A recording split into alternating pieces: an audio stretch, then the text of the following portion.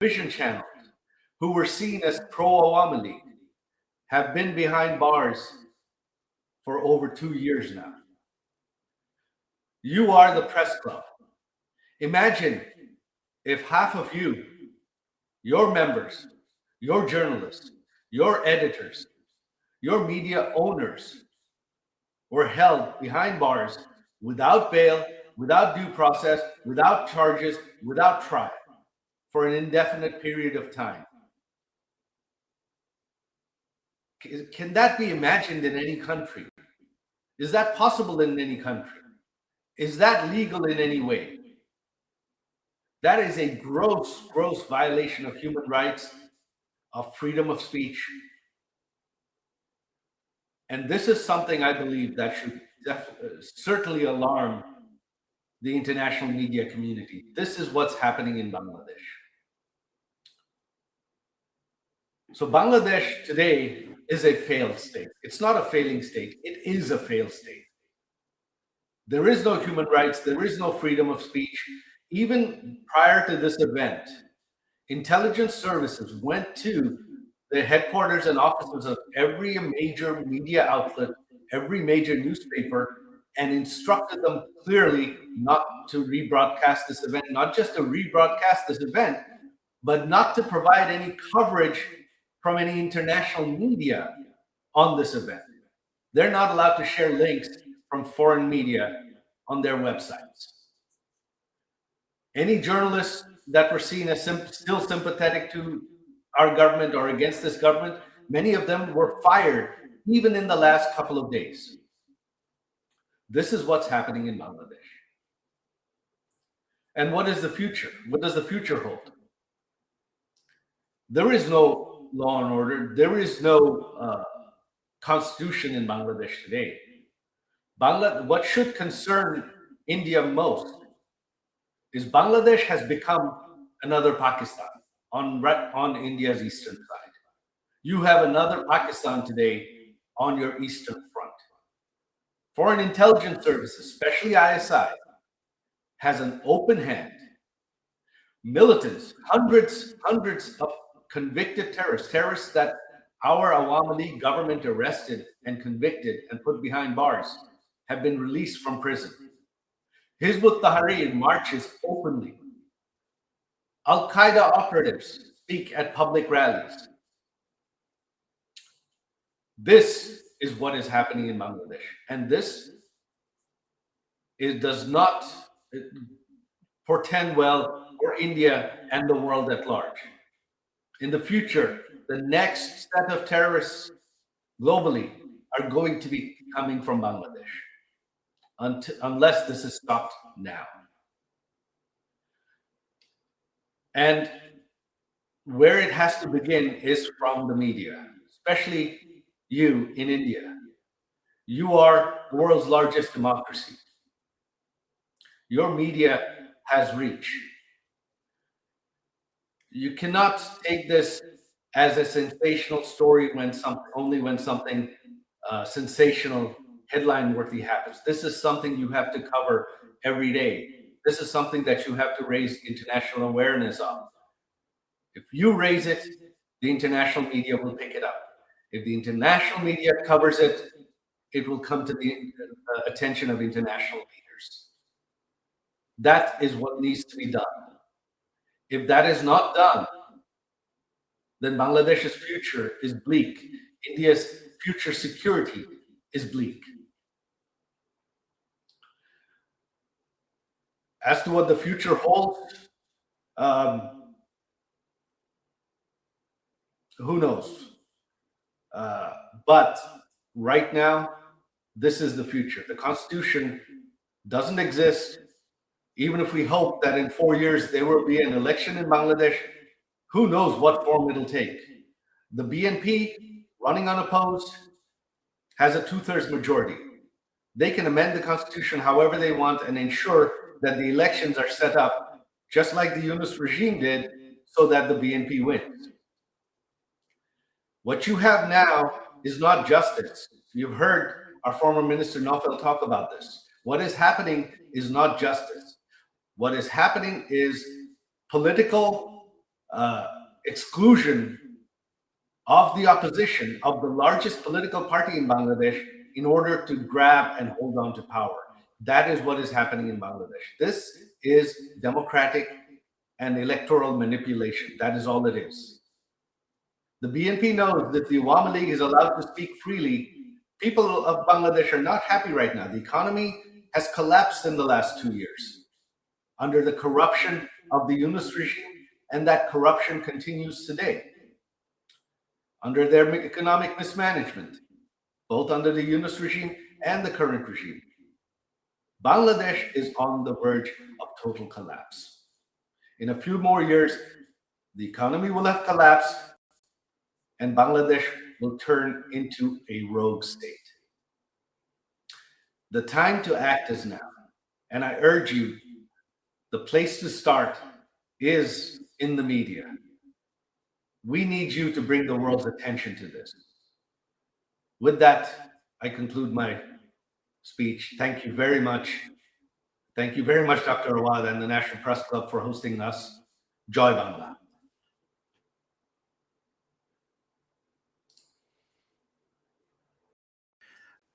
Certainly, I will stay online to answer questions. Yes, Thank please. Then let me get her online, and then we will take her point of view, audio only. She's been with us, and Honorable former Prime Minister, would you please take the mic? The floor is yours. Thank you very much. It's a great honor for me to be with you. Thank you, and thank you, members of the Foreign Correspondents Club of South Asia, respected guests, friends of Bangladesh, ladies and gentlemen, Assalamu alaikum. I thank the Foreign Correspondents Club of South Asia for giving me the opportunity to speak to you. I also thanks the journalists who continue to follow events in Bangladesh with seriousness and courage. Journalism has a duty to seek truth, especially when power tries to hide it. In difficult moments of history, that due someone who had the honor of serving Bangladesh 5 times as a prime minister, but also as the daughter of the father of the nation, Bangabandhu Sheikh Mujibur Rahman. I speak as someone who has spent her life with the people of Bangladesh. I was forced away from my country, but I was never separated from my people. Before I speak about the present crisis, I pay my deepest homage to the father of the nation, Bangabandhu Sheikh Mujibur Rahman, to the Saline national leaders, and to the 3 million martyrs of our war of liberation. I also remember with profound grief and members of my own family whom I lost on 15th August 1975.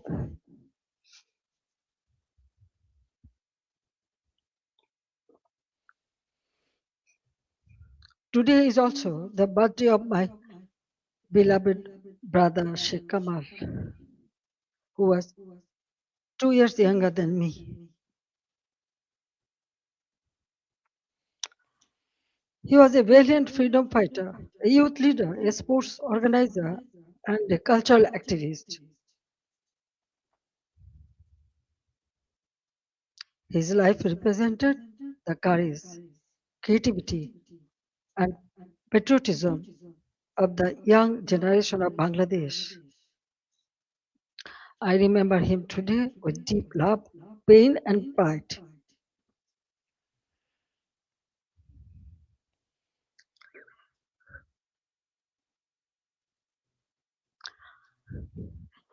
Ladies and gentlemen, for the last 2 years, I watched my beloved Bangladesh suffer.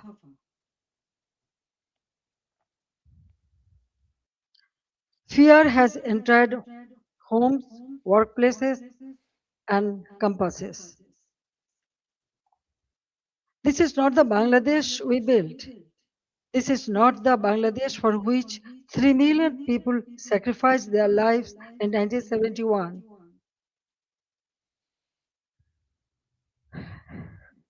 Let me begin with the truth about July and August 2024. It was not a peaceful student movement. From the beginning, my government tried to resolve the issue peacefully through dialogue, legal process, and patience. But behind the language of reform,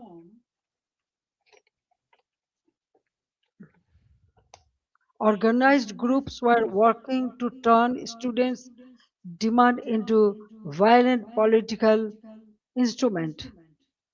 In 2018, responding to student demands, we abolished the quota system. In 2024, when the High Court annulled the decision, the government appealed because we wanted to uphold the abolition.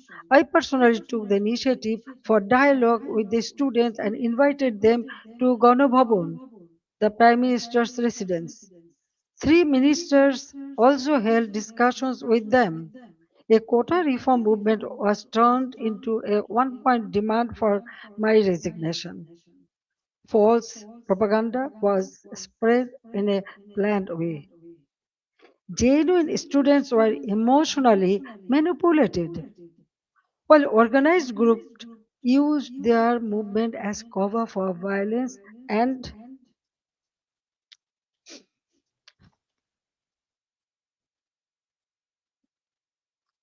violence and regime change. Muhammad Yunus himself said this was a meticulously designed movement led by a mastermind. His own words exposed the truth. It was not simply a spontaneous student protest. There was no visible or responsible leadership. Instructions were given invisibly. It was organized, directed, and used to create a path to power outside the ballot box. From July 15th, the character of the movement changed. Killings, arson, attacks, and looting began. State property was destroyed. Bangladesh television was attacked and set on fire.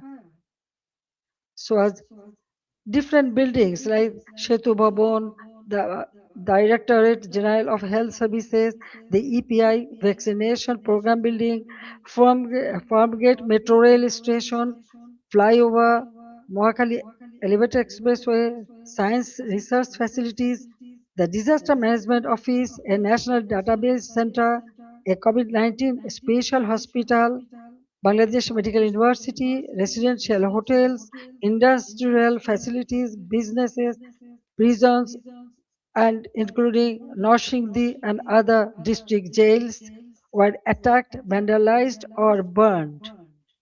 All the terrorist criminals were released.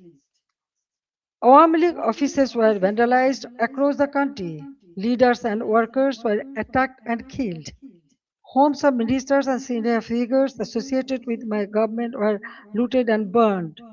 The media was also targeted. Nearly 50 media center, private television stations, and newspaper offices were attacked or set on fire. Journalists were killed. Law enforcement agencies came under organized attack. Police, Sepai, the other officers were killed and their bodies were hung from flyover. Around 460 police stations were outposted or set on fire, and in some, personnel were trapped inside buildings and burnt alive. Weapons were looted. Officers were beaten to death. According to persecuted police members, at least 3,000 personnel were killed, attacked, tortured, or subjected to serious violence. So, I ask a simple question. In such a situation, what is the duty of law enforcement? When police stations are burned, government buildings are attacked, public infrastructure is destroyed, officers are killed, and weapons are looted, does the state have no duty to protect life and property? In every country, law enforcement has a responsibility to protect citizens, state institutions, and their own lives. This is not a crime. That is the duty entrusted to them by law.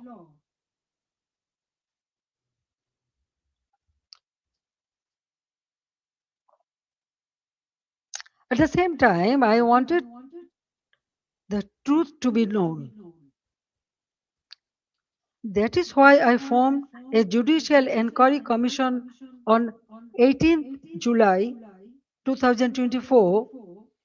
Its purpose was clear. Every casualty had to be investigated.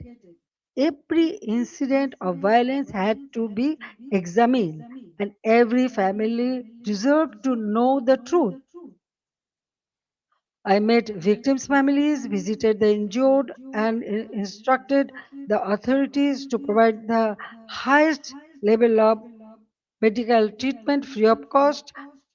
And on 1st August, I strengthened the inquiry into a three-member commission so that the investigation would be credible and comprehensive. But after seizing power, the illegal interim government led by Muhammad Yunus stopped the investigation. They did not allow the truth to come out. They gave indemnity to those who involved in the killings. If they truly wanted justice, why did they stop the inquiry? If they had nothing to hide, why protect the killers? That one decision tells the truth. They did not want justice, they wanted power. They did not want investigation, they wanted the evidences buried. Their own words export the truth. An NCP leader would not have succeeded if police had not been killed and the metro rail had not been set on fire. A BNP leader in Sirazganj also said publicly that Enayatpur police station was burned and police were killed to make the revolution succeed. These statements show that the July August movement was not merely a quota reform movement, it became a coordinated assault on constitutional order driven by hidden instruction, organized violence, and propaganda. The conspiracy did not end on 5th August. After 5th August, violence became a campaign of political persecution. The killing that began on 16th July with the murder of Shobuz Ali, a Dhaka college student and student league activist, has not stopped. Awami League leaders and workers are being killed, disappeared, arrested, driven from their homes, and buried under false cases. At least 10,000 have been killed or disappeared. Around 650,000 have been arrested over the last 2 years. Around 3,500 cases have been filed. Namely, nearly 450,000 leaders, workers, and supporters are accused. More than 1 million others have been listed as unnamed accused. Against me, case has been filed.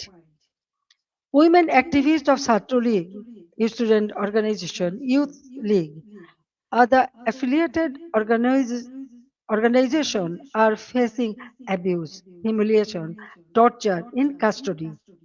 Many leaders and workers have also died in prison amid documented accounts of torture, denial of medical treatment, deprivation of food, negligence, and denial of basic rights.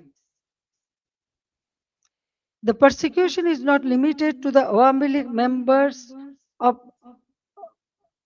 only. The member of minority community, judges, lawyers, intellectuals, cultural figures, journalists, professionals, workers, even rickshaw pullers, farmers, ordinary citizens have been attacked, arrested, or accused in murder cases. No one who stands for the spirit of the liberation war is safe. Symbols and memorials of our liberation war have been destroyed. Freedom fighters have been humiliated with garland of shoes. The historic residence of Bangabandhu Sheikh Mujibur Rahman, the Bangabandhu Memorial Museum at Dhanmondi 32, has been attacked and demolished in phases. This is not random violence. This is an attempt to erase the spirit of the liberation war from Bangladesh. Muhammad Yunus himself spoke of pressing a reset button to whip away the country's previous history. They want to erase the liberation war, they want to erase Bangabandhu, they want to rewrite Bangladesh against the foundation on which it was born. Convicted war criminals have been released, militants and top terrorists have been freed. Even after a staged election brought the BNP to power, the situation did not change. Bangladesh remains a grip of fear, terror, repression, economic hardship, and deep insecurity. Now, look at the condition of the country. The progress we built has been destroyed, and ordinary people are paying the price. GDP growth has fallen to 2.22% compared with 6.80% during the Awami League government. Industrial production has fallen sharply. For the first time in 54 years, the industrial sector has faced negative growth. Defaulted loan in the banking sector have reportedly risen from 13% to 47%. Poverty has increased from 18.60% to 46.8%. Investment has turned negative. Job creation has collapsed. More than are either in prison or forced into hiding. The government is running by borrowing 700 to 900 crore taka from banks every day. Project costs have been increased by 50% to 250%. At the same time, militancy is rising. Women and children are facing torture, rape, humiliation. And ordinary people no longer feel secure in their own lives. Extortion, murder, kidnapping have become regular features of daily life. These are not just numbers or isolated incidents. Behind them, there is a family, a worker, a farmer, a small business owner, a mother who cannot buy food for her children, and a young person who no longer see hope. But let me also remind you what Bangladesh had achieved. The welfare of the people has always been the purpose of my deep politics. My father of the nation, Bangabandhu Sheikh Mujibur Rahman, gave his life for the ideal, and I have carried the ideal with full commitment. During my 5 terms as a Prime Minister, we used long term planning, sound financial management, disciplined implementation to place Bangladesh on a strong foundation. After 2008, across 16 years and four consecutive terms, we implemented major projects such as Padma Bridge, Metro Rail, Rupur Nuclear Power Plant, Matarbari Deep Sea Port, Kandapuli Tunnel, Bangabandhu Satellite.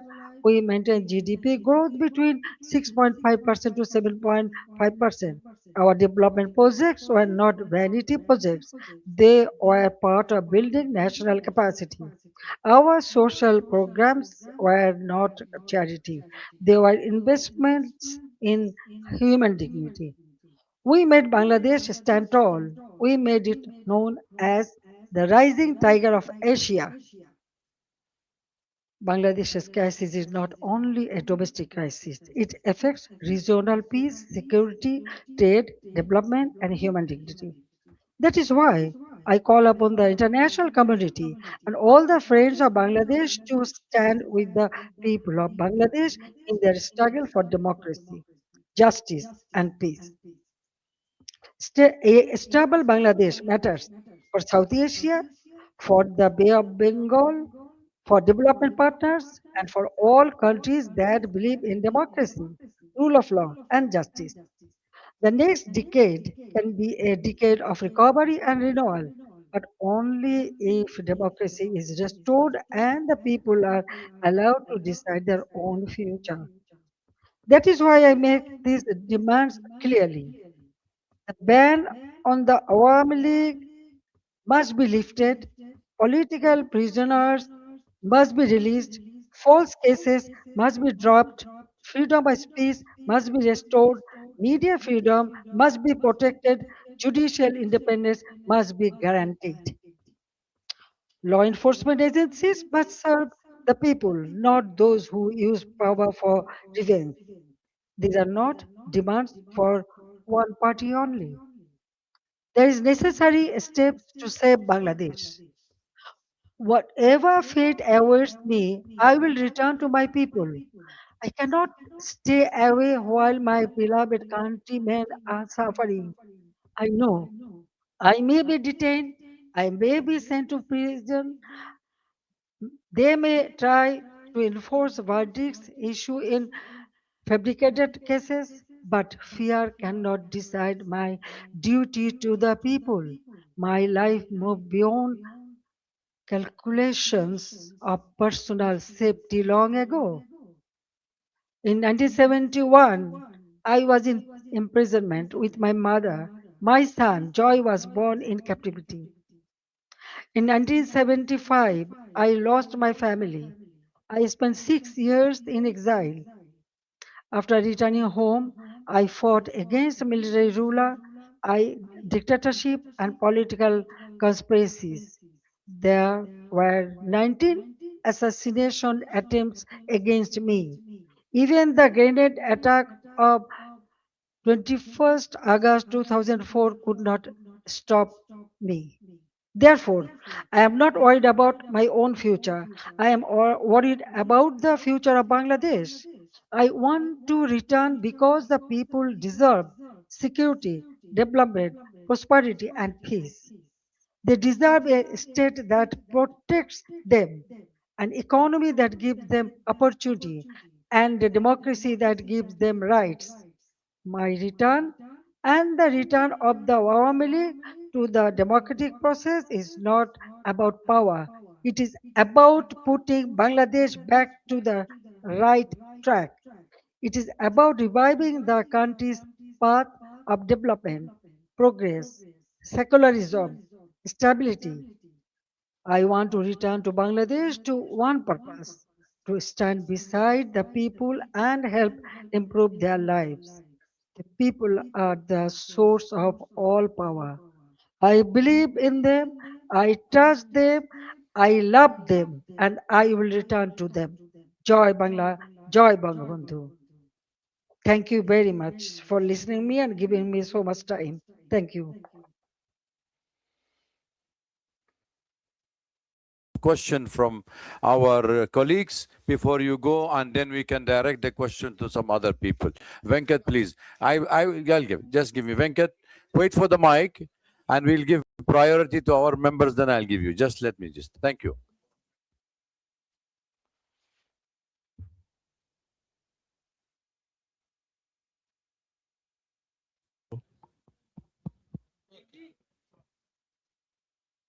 Is it on? Can you hear me? Okay.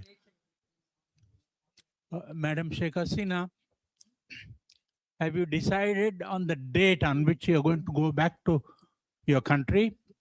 Because the present regime says the moment you arrive in Dhaka, they're going to arrest you. What are your plans if they arrest you? Have you put together any team of lawyers to defend you in a court of law? What are your plans? Thank you. Thank you very much. Actually, I was not ready to take answer, but when you ask me, after going back, they may arrest me. I'm telling you one thing. 1981, when I returned home, that time also they tried to stop me. Jia Rahman was in power, but I went there. But 1983, I was arrested. And again in 1985, 1987, there are several times. Even 2007, that time also I was outside the country, but when I wanted to return home, they tried to stop me, but they could not. I returned home. So I know that they may put me in the jail or they may kill me, they may anything may happen, but still I have to go back. You are friend of Bangladesh. You are here. I know you will support me. So the people's support, it is very important for me. Yes, I am with them. Thank you. Joy, Sajeeb will take the question, right?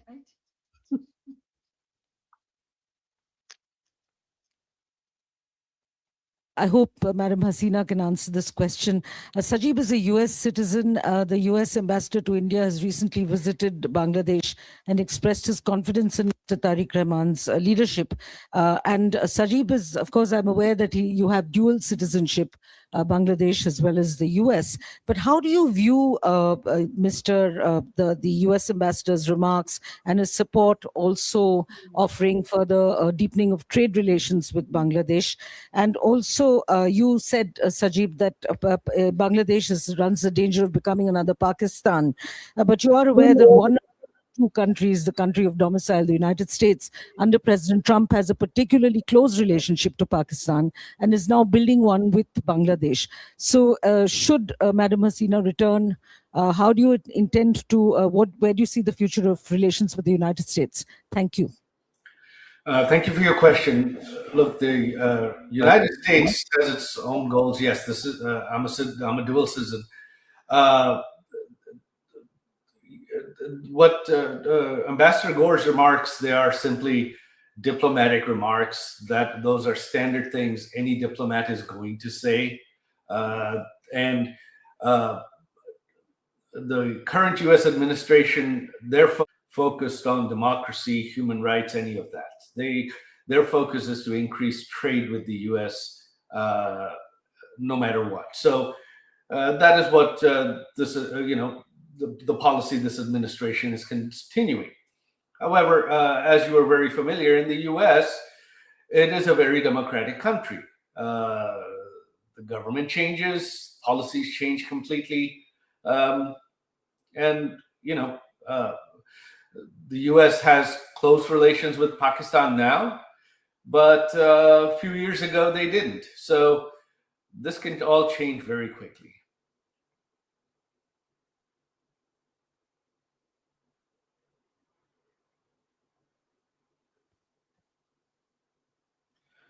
Yeah, hello, this is Shaumuntok from DW. So my question is that since you want to go back to Bangladesh, all of you said that, what's your plan, how to enter Bangladesh, and have you had any conversation with the current government at any capacity?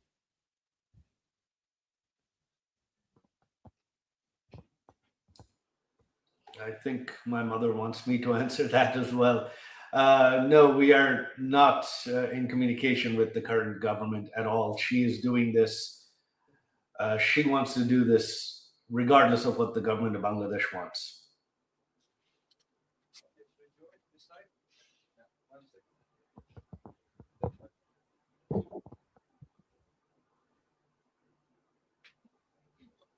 Good evening. My question is, the Sheikh Hasina has been in India for 2 years roughly. And how has her stay been?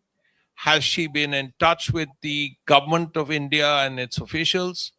And the fact that she's keen to go back, is this something the government of India is aware of?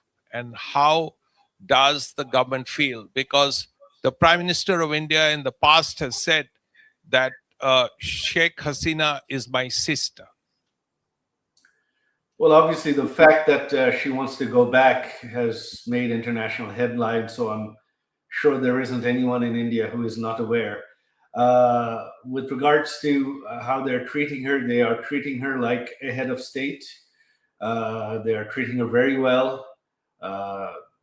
She's staying as with the full services and security of a head of state. They have shown her, Prime Minister Modi's government has shown her the utmost respect, and for that I am eternally grateful.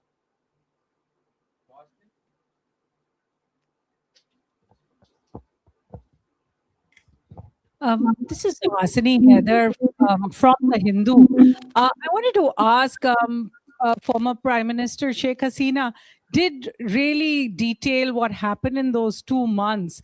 However, there has been one demand that we've heard from the protesters, from the students in Dhaka quite often. Did she regret the violence? Does she regret the killings of protesters there? Does she feel sorry about what happened eventually and the events that led up to her coming to India at that time? Look, this question of regret and apologies has been raised, but you see, the Yunus regime and the BNP regime has continued what I mentioned in my speech: immunity, indemnity. So they have indemnified killings. They have legalized killings. The killings of police officers, the killings of civilians, the killings of Awami League members. So in this situation, and you have heard my mother express that this was a violent situation. So if one set of killings is legal, then how does the question of apology? You can't have both. You can't have one set of killings being legal and another set someone has to apologize for. So the day the indemnity is lifted, the day the protesters who killed police officers and civilians and Awami League members are arrested, then the Awami League will apologize, will express regret. But until that day, there is nothing the Awami League to apologize for, because currently all killings in Bangladesh are legal.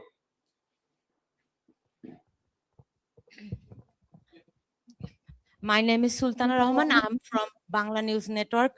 Honorable former Prime Minister, apnake salam. Maybe I'm the only journalist from Bangladesh here. I'm really excited and emotional too.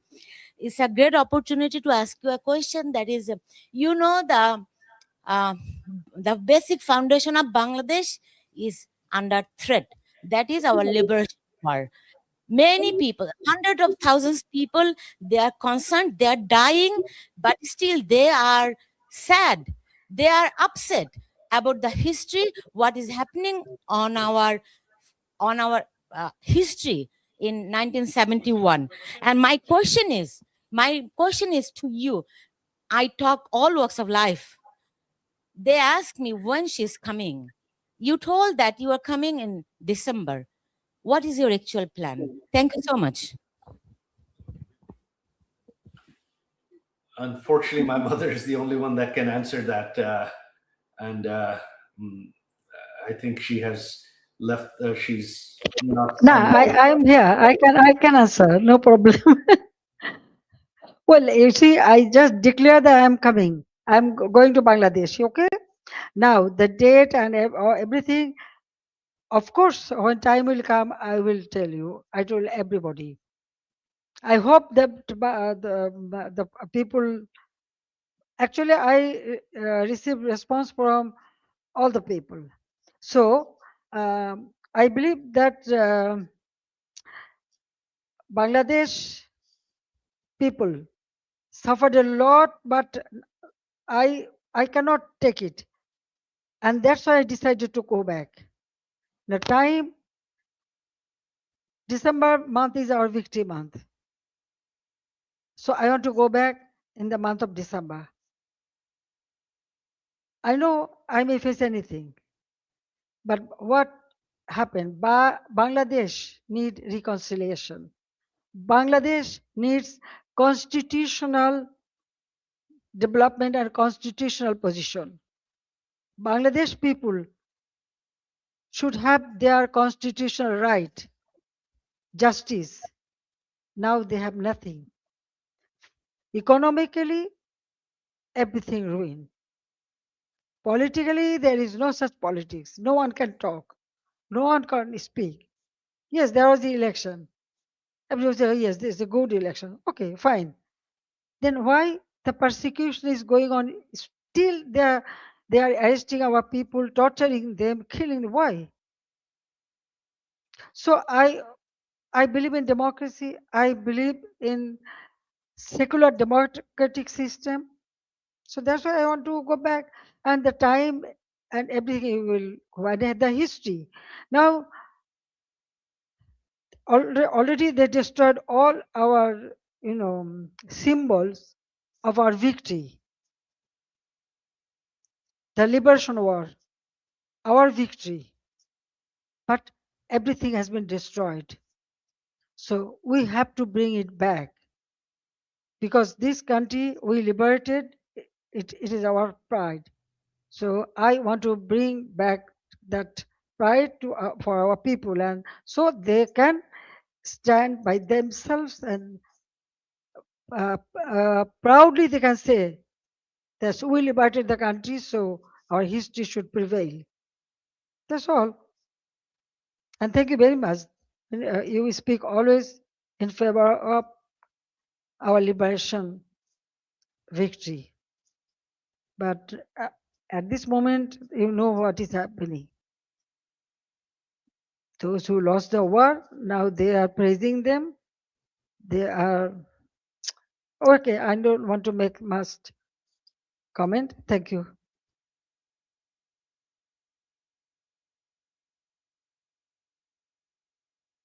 TV, you had given us an interview where you first revealed that you will be going back to your homeland in December this year.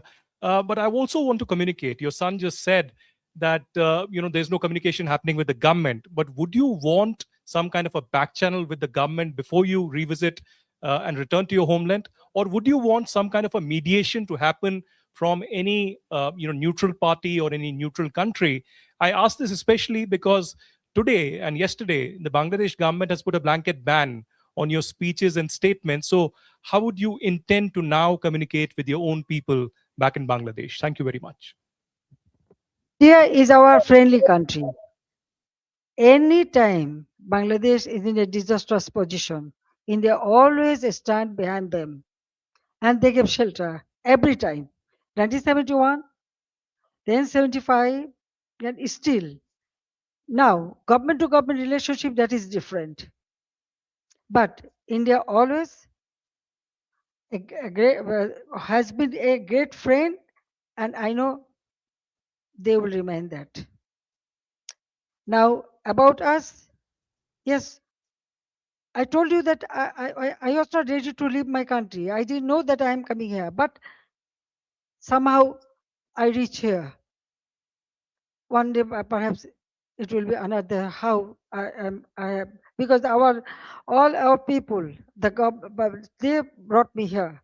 But they took shelter. Okay, so as a friendly country, they always remain as a friend.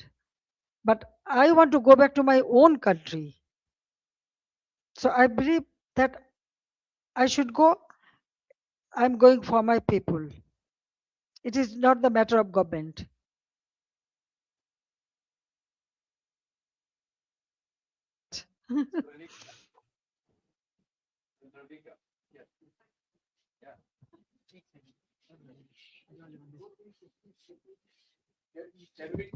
Check. Let's take 2-3 questions at one time. Madam still with us. That will make it easy for all of us. I try to accommodate everybody, but please make it short. No need for any observation. Just short question. No, Please. I'm telling you one thing. I can see so many hands. If you have so many questions, there is the email Please, address. There is when the to email return address. back? If you Because, when do you intend to return back? Is there a specific date, and what message do you want to send to the people of Bangladesh, and how do you respond to the criticism of your government's handling of recent political unrest and protest? One more question that I would like to put out is, how do you respond to calls for, also, what are your priorities for Bangladesh's economy, as you have already mentioned about it? So if you would like to respond to that. Madam Hasina, this is Ayushi Agarwal from ANI. Your party, Awami League, continues to remain banned in the country. But if the Awami League is eventually allowed to participate in elections, would you seek to lead the party again? This is Yeshi Seli from Business India. What kind of support are you expecting from people in Bangladesh? What is the percentage of people who will still support Awami League? And do you expect the youth to come out and welcome you once you decide to walk inside Bangladesh? Take 3 questions and then we'll go second round and that's it. Yeah, I'm trying my best. Former Prime Minister Hasina, I have a very personal question to you. Last time you went back to Bangladesh in 1981, you went to the Nizamuddin Dargah, which has a very strong connect with your family. Will you go to the Dargah this time again, given the fact that your father also had a connect with the Dargah?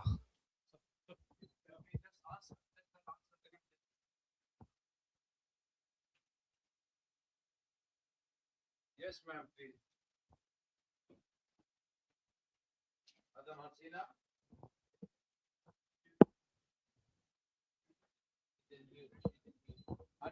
Unmute yourself.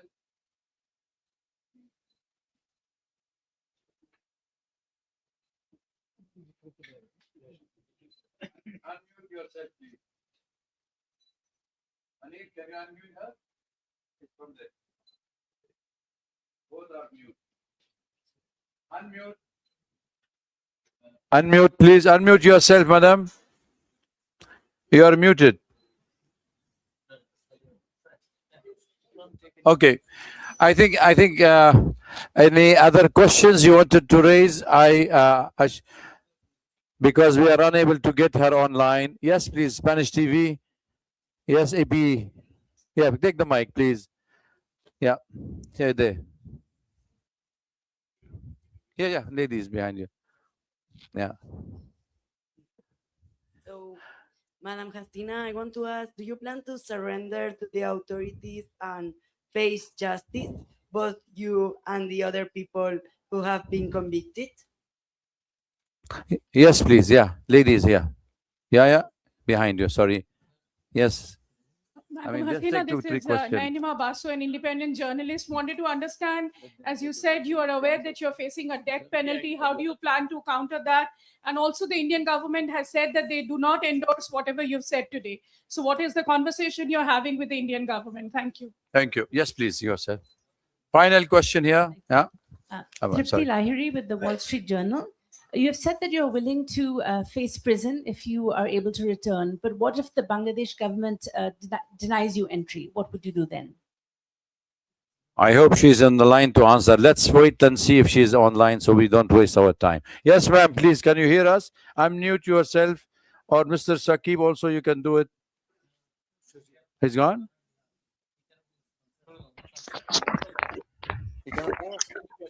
Well, yeah. Well, what I want to say that all the questions already I answered many of the paper or media before that, and that's why I feel no need, because going back to Bangladesh, I already told you, and visiting the serene place. This is our custom. Definitely, usually we do it. So Nizamudi Aulia or any place I can go, we can visit. That's the one thing. Another thing is that most of the question I think already I have answered you in the past in the media. Now the government, what government will do, it is their matter. I have decided to go, I will go, and when time will come, you will be able to know everything. Okay. Now I think I have there is an email address. If you have more question, you can send it there. Then you will get your answer. So I don't want to take much of time. So Okay. thank you very much. Thank you again Thank you. for arranging all this an event. It's a wonderful place, and all of them are present here. I thank you very much for giving me this opportunity to talk Thank to you, you. madam. It's very nice to Thank talk you. to you. Yeah. Thank you for having you with us today. It was an honorable meeting, and we will all enjoyed. And I'm sure that we will be wish you all of us will praying for your safe return home and goodwill for Bangladesh. I just wanted before we end the session to ask the minister, former minister Muhammad Ali As-Siddiq, to acknowledge the presence of some of the Bangladeshi leaders among the audience. Please, could you please? Thank you very much, the distinguished journalists, the reporters, and you covered up the valuable issues. Today, from all the way to Europe, our all European, Awami League President, Muhammad Nazrul Islam is here. I would like to recognize him. No, I have another person, Dr. Pradeep Ranjan Kaur from New York, from all the way. He presents here. Huh? And, we want all sorts of your assistance and help to go back to Honorable Prime Minister to Bangladesh, restore the democracy and human rights. Thank you very much. Thank you very much, everybody, for coming. We'll be answering. Our former Prime Minister and the President of Bangladesh Awami League will be answering all the questions through the email. Please, I think we have circulated the email, so please get in touch. Thank you, Arun. I think we all welcome you all for tea and coffee and snacks. Join us. And if you want to take any bites separately from the distinguished guests, feel free to question and ask them. Thank you for being here. It's difficult to control. Bye.